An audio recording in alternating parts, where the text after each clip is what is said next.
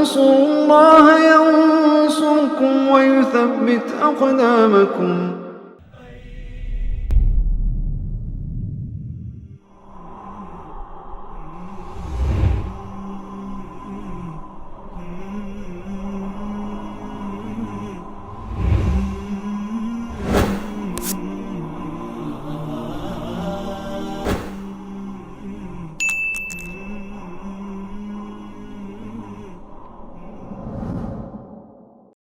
Berkaitan dengan turunnya kewajiban haji, ayat yang berkaitan dengan kewajiban haji itu menurut pendapat yang kuat dari kalangan para ulama adalah turun di tahun ke-9, ya.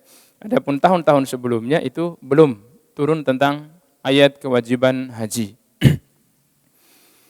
Kemudian yang kedua, ya, pada tahun-tahun sebelumnya itu Makkah memang masih di bawah kekuasaan orang-orang Quraisy. Jadi tidak memungkinkan bagi Nabi SAW untuk melaksanakan ibadah haji. Ya, sampai pada tahun ke-8 Hijriah, kan Fatu Mekah di tahun ke-8 Hijriah, penaklukan kembali kota Mekah. Itu di tahun ke-8 Hijriah, baru Mekah dikuasai kembali oleh Nabi SAW dan para sahabatnya.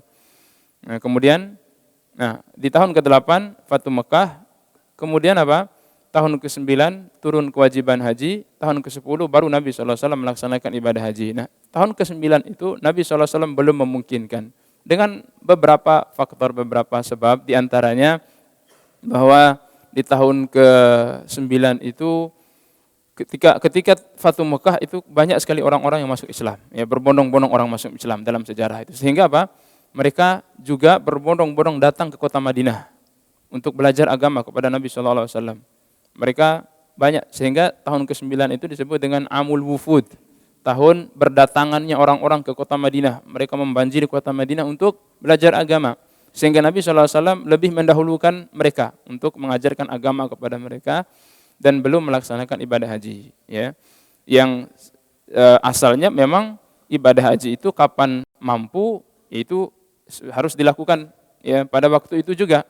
Tahun ini mampu umpamanya, ya, berarti tahun ini kita harus berangkat haji, kecuali ada kendala-kendala dan seterusnya. Nabi SAW di tahun ke-9 memang mampu melaksanakan ibadah haji, enggak ada halangan, tapi ada sisi lain yang tidak memungkinkan beliau untuk melaksanakan ibadah haji. Di antara faktornya juga dijelaskan oleh para ulama bahwa di tahun ke-9 itu masih ada sisa-sisa ritual orang-orang musyrikin itu yang masih melaksanakan ibadah haji di Ka'bah. Ya, meskipun maka sudah dikuasai oleh kaum muslimin, sehingga Nabi SAW di tahun ke-9 itu memerintahkan Abu Bakar untuk pergi haji bersama kaum muslimin sebelum Nabi SAW untuk mengkondisikan Ka'bah agar steril dari bekas-bekas ritual orang-orang jahiliyah. Sehingga Nabi SAW berwasiat kepada Abu Bakar bahwa la yahujjul am musyrikun.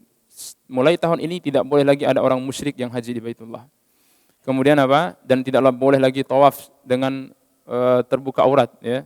Itu masih sisa-sisa apa? Sisa-sisa manasiknya orang-orang jahiliyah. Sehingga Nabi SAW di tahun ke-9 itu mensterilkan semua kota Mekah dari sisa-sisa manasiknya jahiliyah. Sehingga di tahun ke-10 lah baru beliau sempat untuk melaksanakan ibadah haji. Nah, di sini Jabir menyebutkan bahwa di tahun ke-10 Hijriah baru Nabi SAW mengumumkan kepada orang-orang bahwa beliau akan pergi haji.